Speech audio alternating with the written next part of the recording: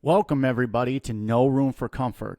I am your host, Jesse Waterhouse, and on today's first episode, I am going to be discussing what is anxiety, the symptoms of anxiety, what can be done about anxiety, and specific disorders that are related to anxiety.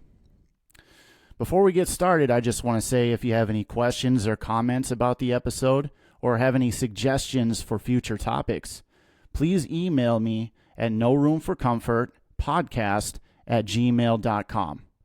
Also, if you would like to be a calling guest on this show, please do get a hold of me at noroomforcomfortpodcast@gmail.com, and I would love to have a discussion with you. If you're here on YouTube or on Twitch, please like, share, and subscribe. I would greatly appreciate it. And you can find the rest of my social media links in the bio. I just want to say before we get started that I am not a psychiatrist nor a psychologist, so the things that I will be talking about on today's podcast are just a matter of my life experiences, the experiences of people that I know, and just opinions that are based on that. But as far as some of the symptoms and some of the disorders and the overview of what anxiety is, I will be discussing that according to the Mayo Clinic. When we get to that section of the podcast, I'm just going to pull up my screen and share with you so you can follow along. So I hope everybody enjoys this because this is my first episode. And the reason why I decided to do a live podcast, well, it has to do with the episode name, No Room for Comfort. I felt that if I had pre-recorded episodes, it wouldn't challenge me in a way that I would like. And it does have to do with some of the things that I've experienced with my anxiety, which I will explain. So let's get started. What is anxiety? Well, in my own words, and what anxiety is to me, is these stressful situations or these thoughts that I have. So to explain, I have the type of mind where the thoughts in my head are like a 100-lane highway. So when I have anxiety, all these thoughts start to come out. And concurrently to that, what it also does is it inhibits this fear of a false outcome or a fear of an outcome that hasn't shown up yet. And I believe that there are a lot of people out there that can kind of relate to that. So if we take a look at that in the scope of things, and if you're a person yourself who has anxiety, and you start to have these thoughts that have to do with outcomes and all these things that play out in your head, and you think about it for a moment, you tend to realize that the outcome that actually happens is nothing the same as the way your anxiety portrayed it. So that's an important thing to keep in mind. So for me, with those 100 thoughts in my head, the 100-lane highway in my head, I've had to realize that anxiety is there. So for a lot of people, anxiety will just show up. Things will be happening in their life that tend to trigger anxiety, and they end up just showing up for them. And the same thing happened for me until I took steps in my life, which happened to involve lifestyle changes and many other things like what I can do to cope with the anxiety itself and just letting it pass through me instead of letting it overwhelm me and take over my focus. I just let it pass through me. So let me explain what I mean, let anxiety pass through me. I've struggled with it for a lot of my life. I've struggled with anxiety and certain types of stress a lot of my life. And what ended up happening was I would wake up and I would start things throughout my day, and I wouldn't be able to recognize what is actually causing this anxiety to mount. And then I did some reflecting, and I began to realize that this happens to come up because of developmental stages in my life, things that I've experienced throughout growing up, throughout my adulthood, as well as self-inflicted things that mount all of this anxiety together. So with that reflection, I figured out some steps that I was able to take in order to control these feelings. And one important thing that I ended up doing was I would set goals for myself, because I had the type of anxiety that would allow for these outcomes to play out before they would even happen. So it became important to me with writing and with affirming things.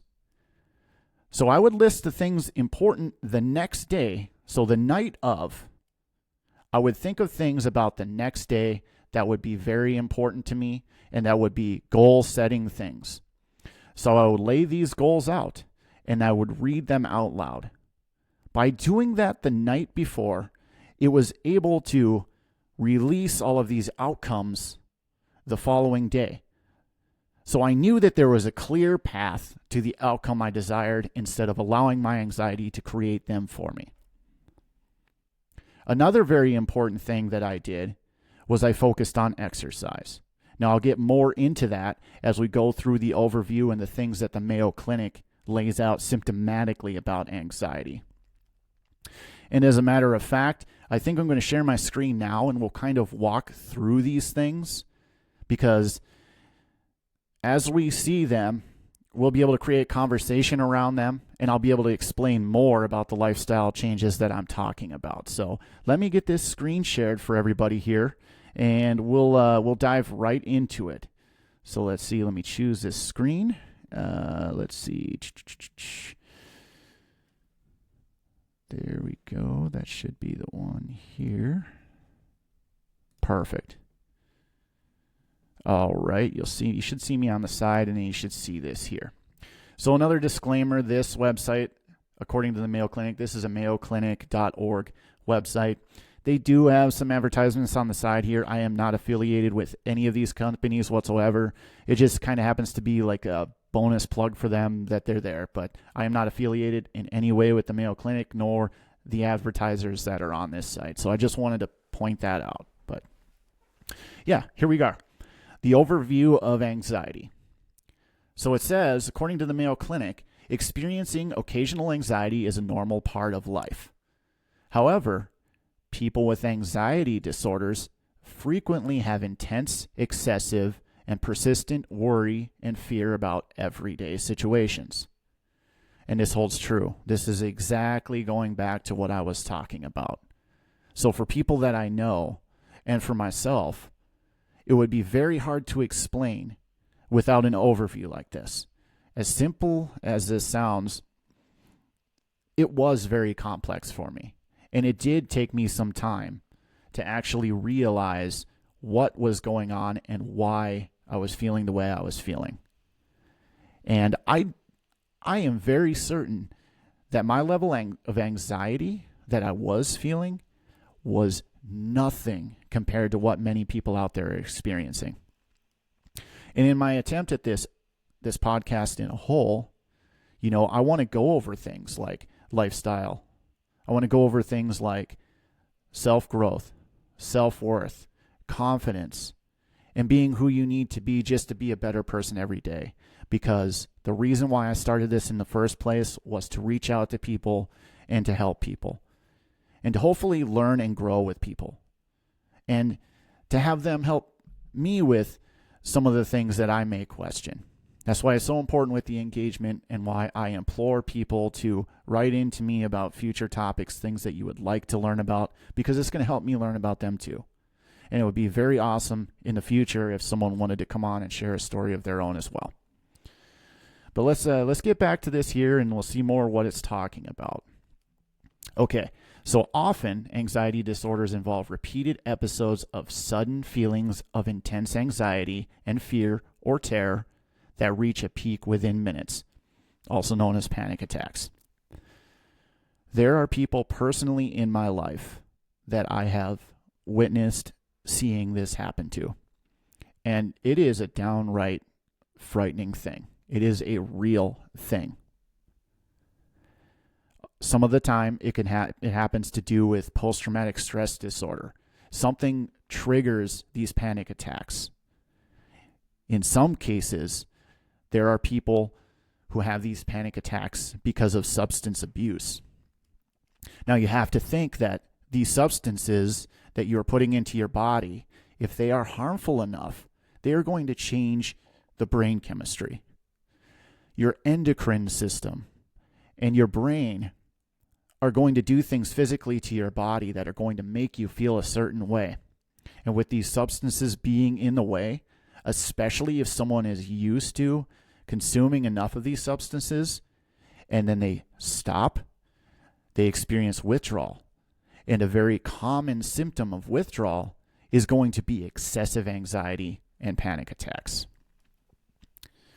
So to continue on here, what it says is these feelings of anxiety and panic interfere with daily activities, are difficult to control, are out of proportion to the actual danger, and can last a long time. And this is very true too. I've had instances where I had been at work and I've failed to focus at my peak level while being there, because other things would be happening that I would manifest worry about. And another thing that I ended up doing eventually, and this took some practice, was to take a stoic approach, more of a Seneca or a Marcus Aurelius approach to the way my mindset was as I navigated through my day. What I ended up doing was I sat myself down and I thought, every worry that I have in my life that is out of my control isn't going to be worth my time. And it isn't going to be worth the heartache or the anxiety I feel from it. And it took some practice. You can almost call it meditation the way it was. Because I would sit there and start to worry about this thing until I got to the point to where I focused on what I needed to focus on over and over and over again. For a long time, it didn't work, but it took consistency. And with consistency, I saw results. I began to feel better about everything. I began to focus better on everything that I was doing because I was able to let that anxiety pass through me. Now, don't get me wrong, that anxiety was still in the background for me. But as time went on and I kept consistent with what I was doing and the mindset that I had about focusing on it, and it doesn't mean that I'm going to exonerate it, that I'm not going to realize that it's there or that I'm going to build up this anxiety, because that's the wrong approach too. With the anxiety, you have people in your life that love you and care about you. The best thing you could do for yourself is to positively express, not complain, but positively express what you had been feeling throughout the day and certain events that you had to handle. Getting those things out in the open to people that you care about and people that care about you is going to be an important step in allowing you to vent all of these things out and to get through them and to let this anxiety pass through you. Instead of building up, it passes through you. And that's the difference that I mean. Okay, so another thing it says here, it lasts a long time. You may avoid places or situations to prevent these feelings. That's going to be one of the disorders that we will be talking about here in a few moments. There's a specific disorder related to anxiety that has very detrimental effects relating to what I just read. Symptoms may start during childhood or the teen years and continue into adulthood. Again, to reiterate what I was saying before, yes, circumstantial and things that happened in your past leading up to where you are now are going to shape who you are. And if anxiety is built in with those circumstances, they're going to follow you. But it doesn't mean there aren't ways that you can cope with them, because there most certainly are. All right. And it says at the end here, whatever form of anxiety you have, treatment can help. The next thing we're going to dive into is symptoms.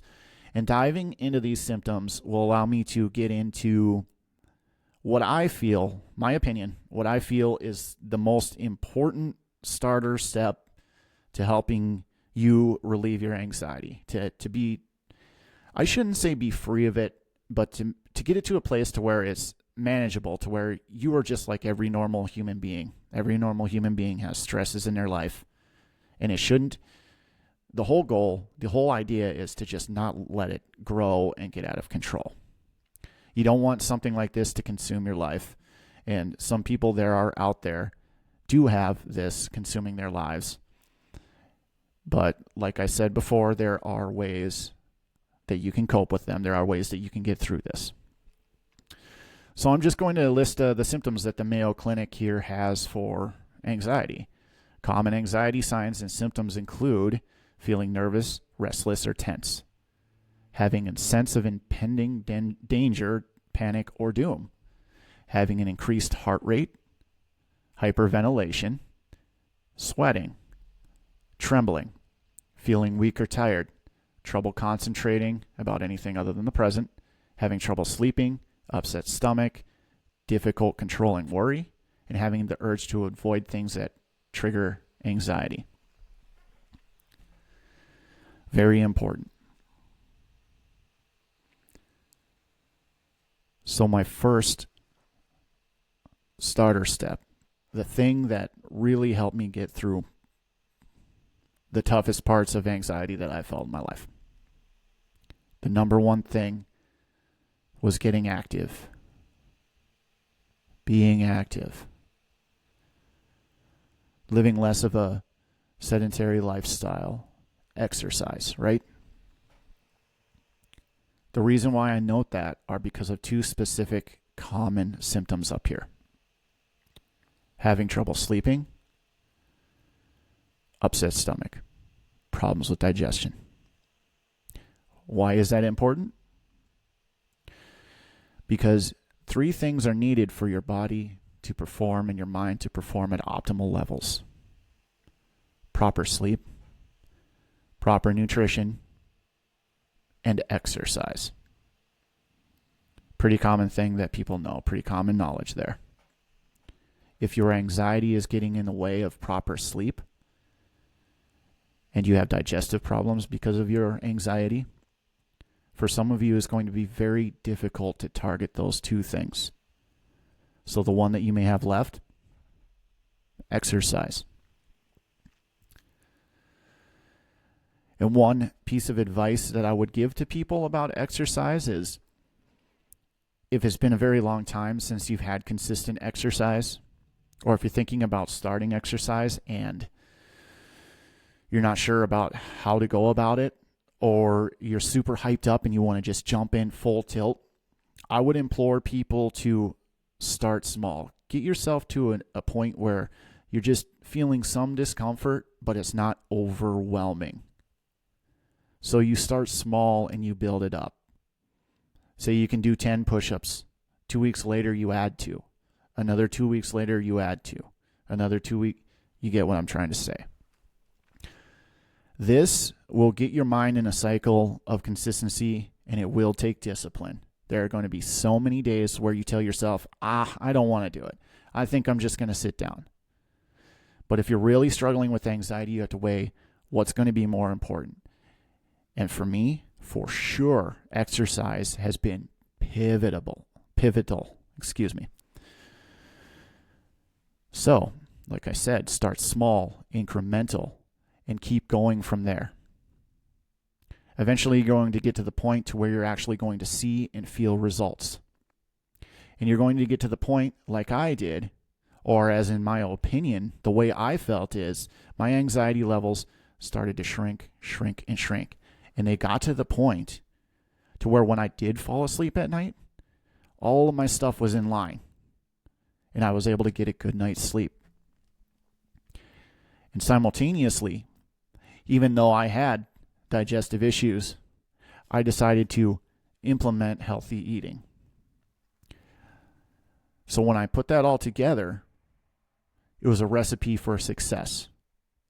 And then when I took down notes about goals that I wanted the next day, and I affirmed the positive things, it became even more of a recipe for success. Now I'm going to discuss a little bit more about this anxiety before we jump into the specific disorders. And the thing is, the world has drastically changed. And I feel, in my opinion, the reason why anxiety has really crept up on people is due to the then versus now. And what I mean is, way back when, before there was a real civilization,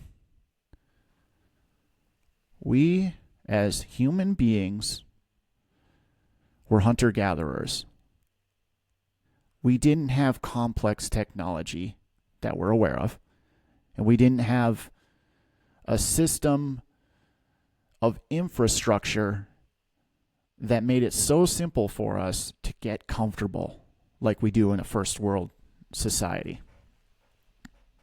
We literally had to hunt for our food, gather our own water. We had to build our own shelters that weren't like shelters today, of course, obviously. They weren't retrofitted with air conditioning, with any type of climate control.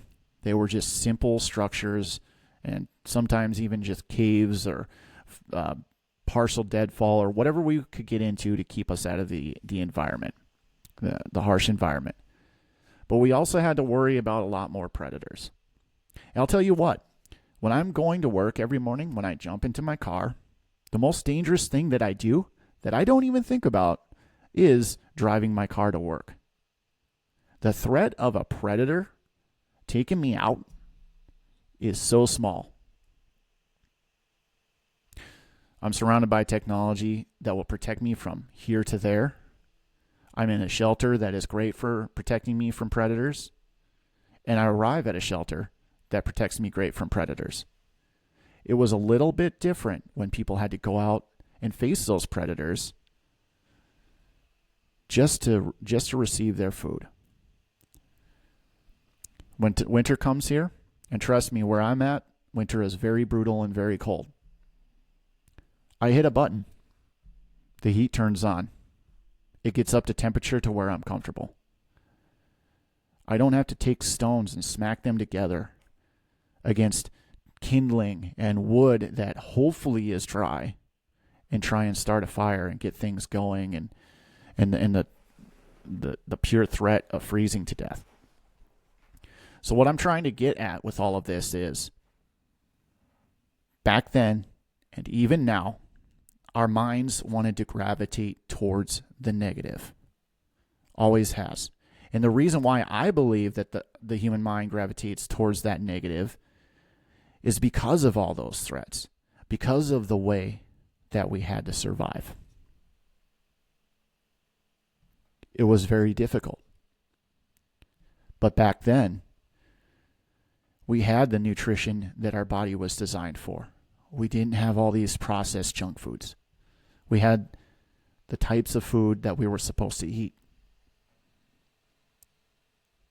We had as much exercise as that we could consume because it was survival of the fittest. There was pure Darwinism built into our communities back then. So when we got the right nutrition and we got the proper food, I'm not saying there wasn't anxiety, because there was worry in the moment about these dangers. But we had everything surrounding us to help us get good sleep at night, to get good food, and to have proper exercise. The three things I spoke about that can help relieve anxiety. So you might be asking yourself, okay, but with anxiety, if there were so many more issues with survival and our mind points towards the negative, and there are a lot of negatives that we had to face every single day back then in order to survive, why do I feel that anxiety wasn't such a problem, as much of a problem back then? Well, it actually has to do with the comfort that we have now. There have been studies that have been done where mice have been put in environments where they don't have discomfort, and it turns into chaos.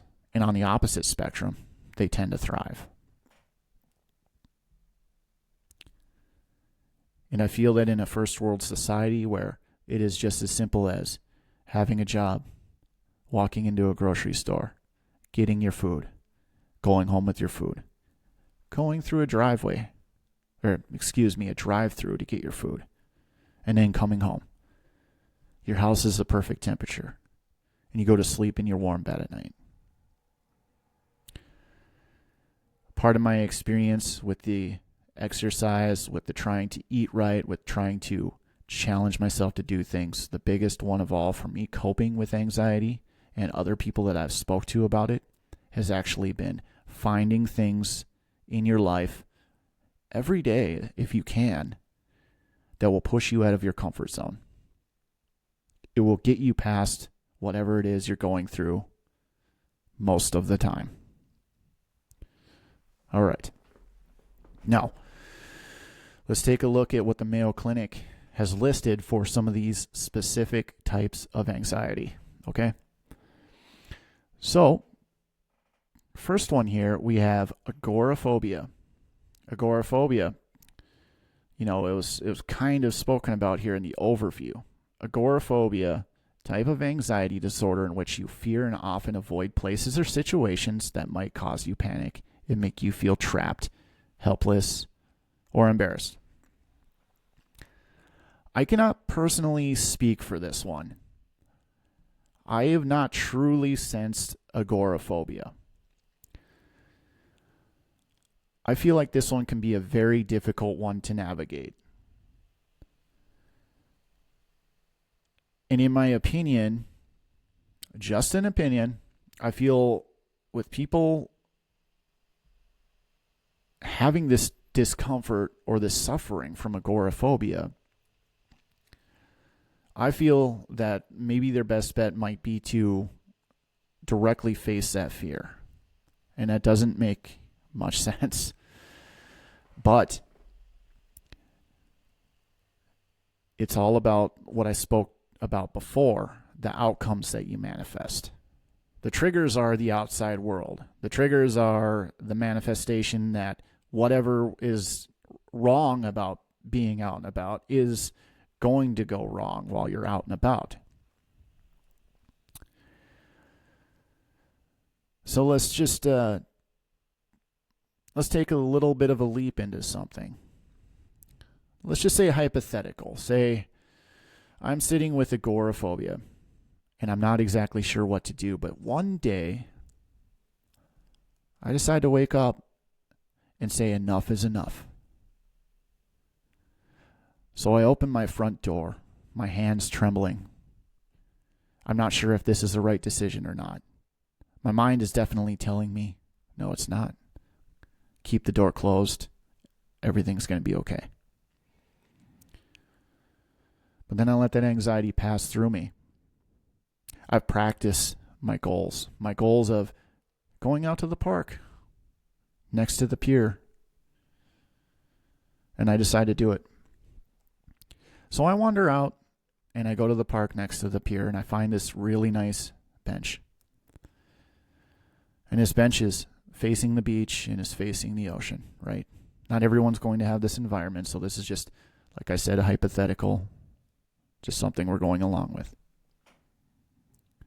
And you sit on that bench and your fears are still coming over you about being there. And you're still telling yourself, I want to go back. But then you close your eyes and you focus on the sounds of the ocean. You hear those calming sounds. You hear the birds flying overhead. And you open your eyes and you see this beautiful view of the ocean and you decide, not only did I step out of my house today, I'm going to step into the water. So you go and the warm sand, warm, soft sand, presses against your feet and you arrive with your feet in the ocean. And those ocean waves, those cool ocean waves, the perfect temperature from those waves reaches you. And you decide to sit down at the edge of the caps Close your eyes again and just sit there. And you just take in the experience. And no longer that fear is crawling all around you, because you let it be that the anxiety will pass through you. And you look over and there are people getting ice cream nearby, so you decide to get yourself some. You enjoy your ice cream. Today was a good day. You make your way back to your place, close the door behind you, and you sit down and you write down a very important question to yourself and read it out loud. What fears of mine today manifested into reality? Below that question, you will have nothing to affirm because it will be a blank page. Like I said, I'm not a psychologist or a psychiatrist or any of the sort. But if I try to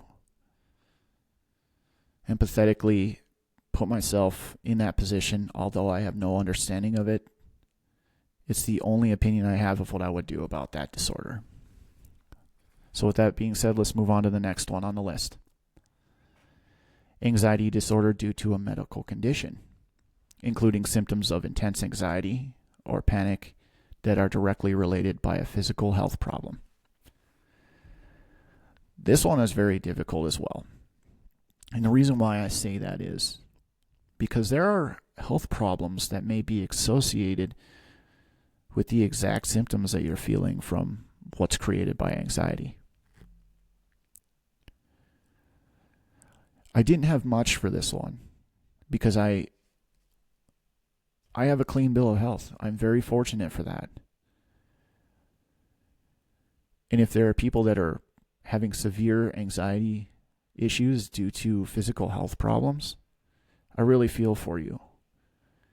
And this is probably one that health professionals and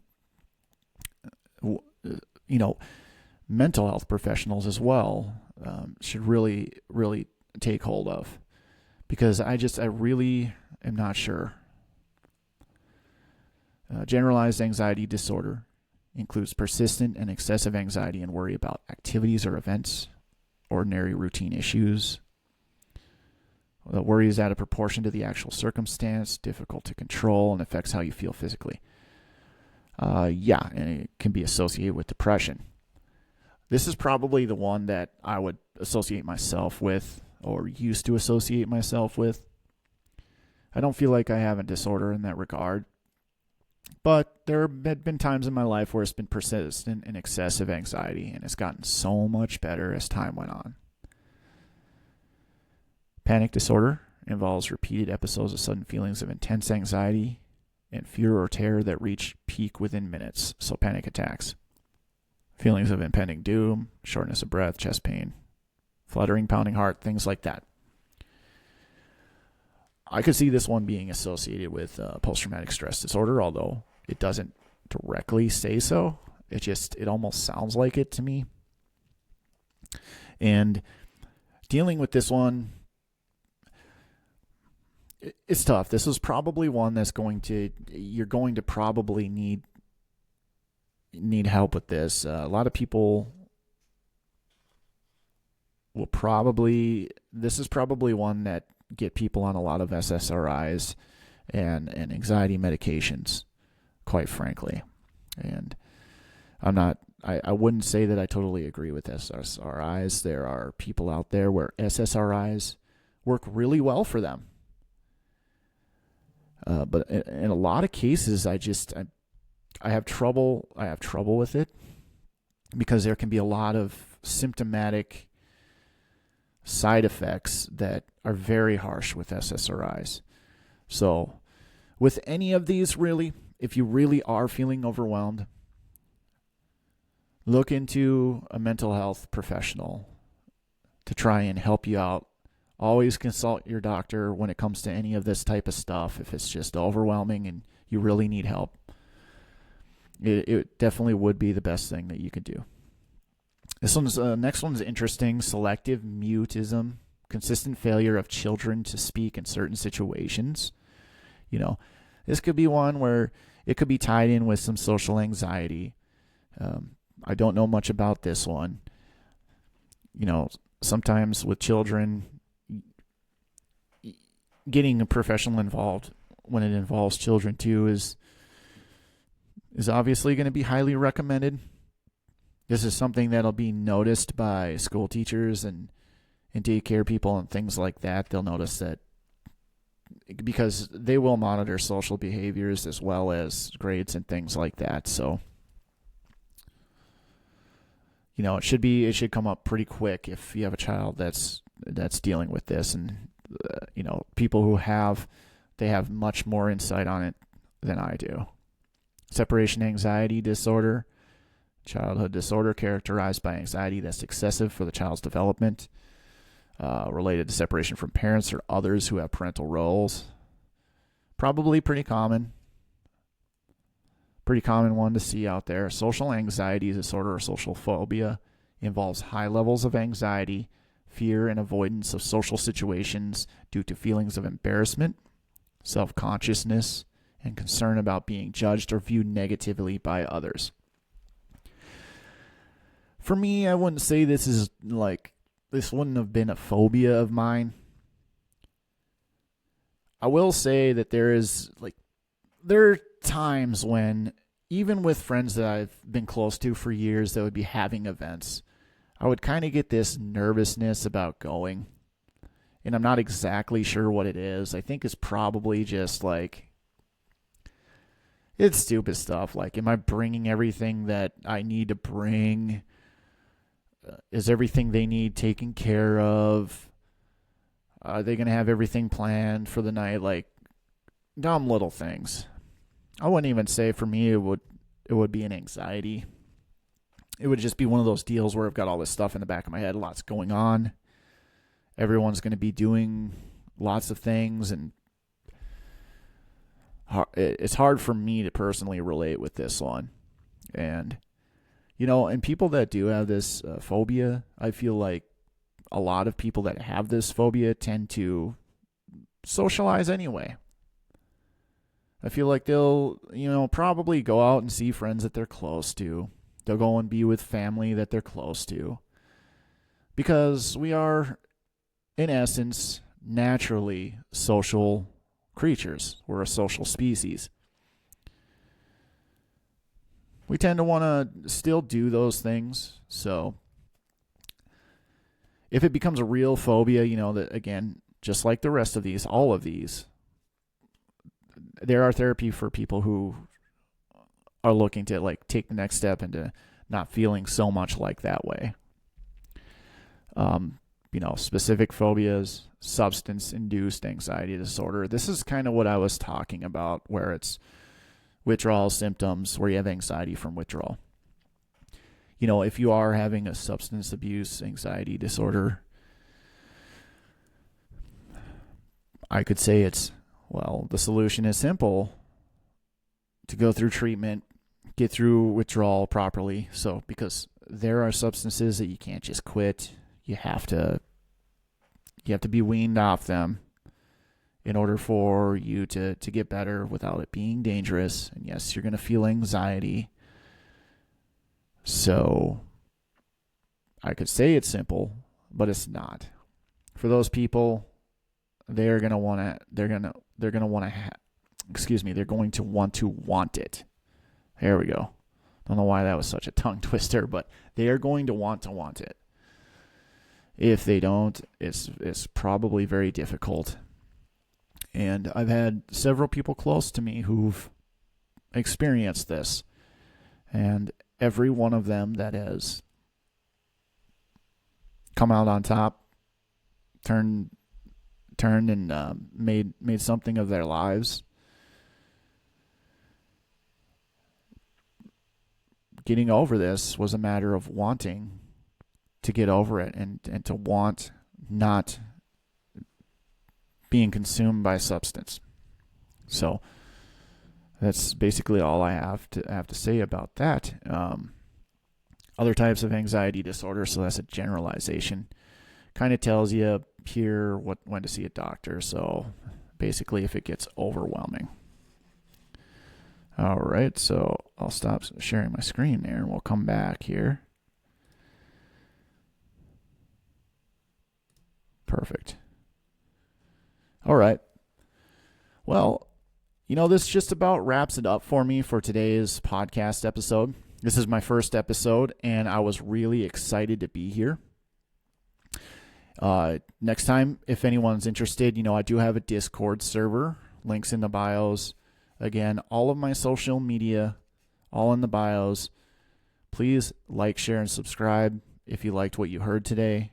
Please tell your friends and family about No Room for Comfort. I am going to have an episode in 2 weeks from now, 2 weeks from today's date. So that would, let's see here.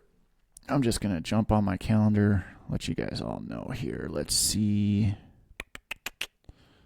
Should just know it. Okay, so October 22nd, Wednesday, October 22nd at 7 p.m. is going to be my next podcast. And in my next podcast episode, I'm going to dive into not only my passion for music, but passion as a whole, or music as a whole, and as a passion for people. What music does for people, how it makes you feel, how vibrant it is, and just go over the positive things about what music is in society, what music is for me, and what it does in people's lives. So, thank you again, everybody, for joining me on No Room for Comfort. Again, if you have any questions or comments about the episode, please write to me at noroomforcomfortpodcast@gmail.com. Also, if you are interested in sharing a unique story of yourself and being a call-in guest on this episode, this show, again, write to me at noroomforcomfortpodcast@gmail.com. And I would love to start that conversation with you and get the ball rolling on that. So, until next time, thank you, everybody, and everyone have a good evening.